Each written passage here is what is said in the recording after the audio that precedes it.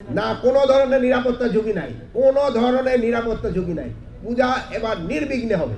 এই পূজা উদযাপনের জন্য আমরা সেনাবাহিনীকেও মোতায়েন করেছি, নৌবাহিনীকেও মোতায়েন করা হয়েছে, বিমান বাহিনীকেও মোতায়েন করা হয়েছে। আপনারা জানেন যে কলাবাগান মাঠে যেখানে দুর্গা উৎসব হতো সেখানে তারা পূজা করতে দেয়নি। আমি তাই বলবো যে ভারত থেকে যেটা দিচ্ছে ওটা ওদের স্বভাবই মধুবল্লা চাকে ঢিল মারা।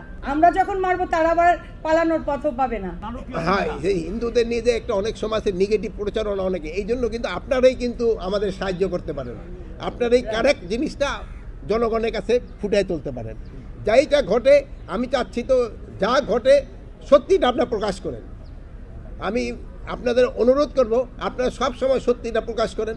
যদি কোথায় আমাদের কোনো ল্যাপস থাকে আমরা ওইটা ঠিক করে নিব, কোথাও যদি আমাদের কোনো ভুল থাকে আমরা ওইটা সংশোধন করে নিব। যদি আপনারা সত্যিটা ঘটনা দেন ওটা কিন্তু আমাদের জন্য খুবই উপকারে আসবে এবং আমরা আমাদের ভুলটা আমরা শুধরাতে পারবো। আর যদি আমরা কোনো কিছু ভালো কাজ করি ওটাও আপনারা প্রকাশ করবেন, আপনাদের কাছে অনুরোধ করব। আপনারা তো অবশ্যই ভালো। এই দুর্গা পূজা যেন ভালোভাবে হয়, নির্বিঘ্নে হয় এবং শান্তির পাতে হয়, সেই জন্য আমরা বিভিন্ন ধরনের পদক্ষেপ নিয়েছি। আমরা স্বরাষ্ট্র মন্ত্রণালয়ের তরফ থেকে 8 দফা নির্দেশনা প্রতিটা পূজা মণ্ডপে আমরা পাঠিয়েছি এবং আমাদের অ্যাডমিনিস্ট্রেশনে যারা যারা আছে, ডিভিশনাল কমিশনার, ডিআইজি, তারপরে আপনার এসপি, ডিসি, ইউএনও, ওসি সবার কাছে আমরা ইনস্ট্রাকশন পাঠিয়ে দিয়েছি। আপনারা এবার সবাই, আমি আশা করব আপনারা নির্বিঘ্নে এই পূজা উদযাপন করতে পারবেন। এই পূজা উদযাপনের জন্য আমরা সেনাবাহিনীকেও মোতায়েন করেছি, নৌবাহিনীকেও মোতায়েন করা হয়েছে, বিমান বাহিনীকেও মোতায়েন করা হয়েছে। এইবার এই জন্য আপনারা কোথাও কোনো ধরনের বাধা বিপত্তি আপনারা ফেস করবেন না। প্লাস আমরা এনটিএনসির মাধ্যমে যেন কোথাও কোনো কিছু হলে যেন সাথে সাথে খবর পৌঁছে যায়, ওই ব্যবস্থা তো আমরা করেছি। তা আমি সাংবাদিক ভাইদের এবং অন্যান্য এখানে যারা উপস্থিত আছেন সবাই অনুরোধ করব পূজা যেন নির্বিঘ্নে হতে পারে, এই জন্য আপনাদের সবারই সাহায্য এবং সহযোগিতা দরকার।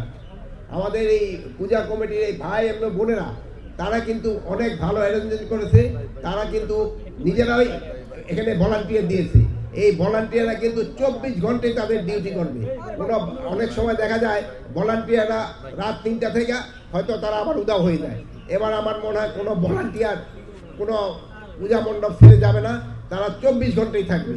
এই জন্য আমি এই কমিটির ভাই বোনদের আমি অনুরোধ করব যেন কমিটিতে এই যারা স্বেচ্ছাসেবক হিসাবে থাকবে তারা যেন সবসময় উপস্থিত থাকে। এই স্বেচ্ছাসেবকরাই কিন্তু আমাদের সাথে সহযোগিতা করবে এবং তাদের মাধ্যমে কিন্তু বিভিন্ন সংবাদ আদান প্রদান করতে সুবিধা হয়। তো আপনারা সবাই ভালো থাকেন, আমি এই দোয়াই করি এবং এই পূজা যেন ভালোভাবে সম্পন্ন হয় এই জন্য আমি সবার কাছে আশা করি। না কোনো ধরনের নিরাপত্তা ঝুঁকি নাই, কোনো ধরনের নিরাপত্তা ঝুঁকি নাই। পূজা এবার নির্বিঘ্নে হবে। আমি প্রথম এইটার উত্তরটা মন্দির কমিটিকে দেওয়ার জন্য বলবো। আমি এটার উত্তর অবশ্যই দিব। আমাদের পট পরিবর্তনের যে 5 তারিখে ঘটলো তার আগে আপনি দেখেছেন এদেশের প্রধানমন্ত্রী পালিয়ে গিয়েছে ভারতে। আর ভারত থেকে এই উস্কানিটা দিচ্ছে এই কারণেই যে এরা মানুষের কাছে প্রকাশ করতে চায় যে সাম্প্রদায়িক দাঙ্গা। আসলে তারা কিছু লোককে পয়সা দিয়ে তারা পুতুলভাবে সাজিয়ে, পুতুল যেভাবে সাজায় দামি, সেই দামি যারা তারা নির্বাচন করেছে সেই দামি দের দ্বারা আমাদের সব পেতারটা তো এই দেশ ছেড়ে পালাতে পারিনি, কিছু রয়ে গেছে। তারা শাহবাগে প্রতিদিনই কিছু না কিছু ছোটোখাটো প্রোগ্রাম করছে। আপনাকে এই 15 বছর দেখেননি আমরা যে নিরাপত্তায় ছিলাম না, আমাদের পূজা যে ঠিক মতো করতে পারিনি। আর এই 2 মাসে, এই অল্প দিনের মধ্যে আমরা সারা বাংলাদেশে প্রতিটি মণ্ডপ, আপনারা জানেন যে কলাবাগান মাঠে যেখানে দুর্গা উৎসব হতো সেখানে তারা পূজা করতে দেয়নি বিগত দিনে যারা ছিলেন অবৈধ সরকার। এবার কিন্তু সেখানেও সাড়ম্বরে পূজা হচ্ছে। আপনারা দেখেছেন ওয়ারি পূজা মণ্ডপ ভেঙেছিল, সে ওয়ারি পূজা মণ্ডপে এবার পূজা হচ্ছে। আমি তাই বলবো যে ভারত থেকে যেটা দিচ্ছে ওটা ওদের স্বভাবই মধুবল্লা চাকে ঢিল মারা। আমরা যখন মারবো তারা আবার পালানোর পথও পাবে না।